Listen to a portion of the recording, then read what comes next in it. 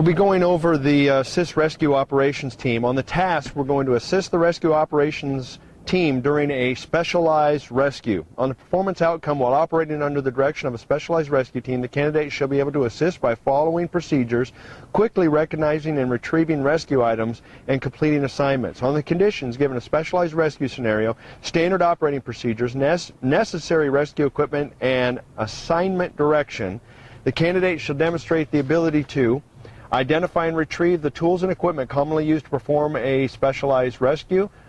Number 2, establish public barriers so that bystanders are isolated from the rescue scene. Number 3, assist rescue team by completing assigned tasks for one of the following scenarios.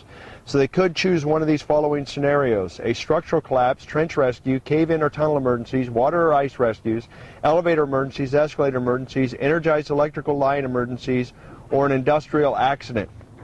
Now, when we're looking at this type of situation or specialized rescue situation, we're not expecting a person with Firefighter 2 certification to understand all the intricacies of shoring when it comes to structural collapse.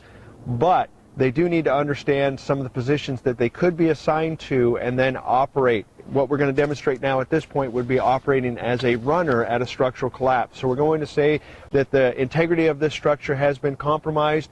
We're going to shore up and in this doorway for entry and or rescue and or to increase the strength of the overall structure. So we would have our person with our specialized training here, as you can see, taking their measurements on the inside that are going to tell me, the runner, what I'm going to take back to the cutting table. 2 4x4s at 80 and 2 at 34. And would you go ahead and set up a barrier for us too, please, keep these people from coming in.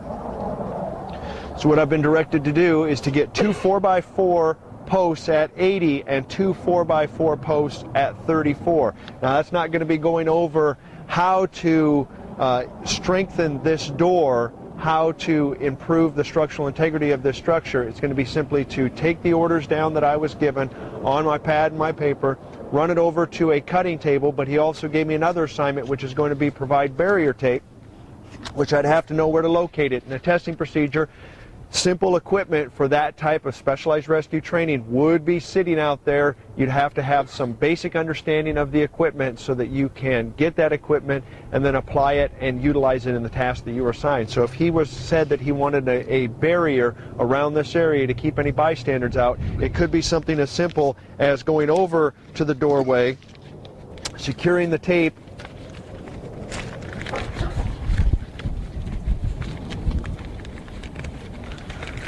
to one end,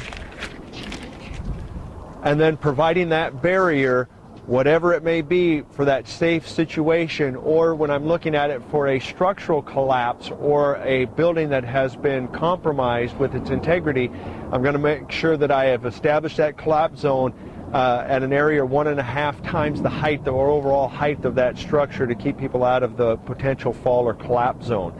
After I have then established that with my barrier tape, then I would proceed over to the cutting table and then deliver that message to the cutter, who then would end up giving me those pieces of wood to bring back to the person that has the specialized training that is going to strengthen this structure that has been compromised in some way.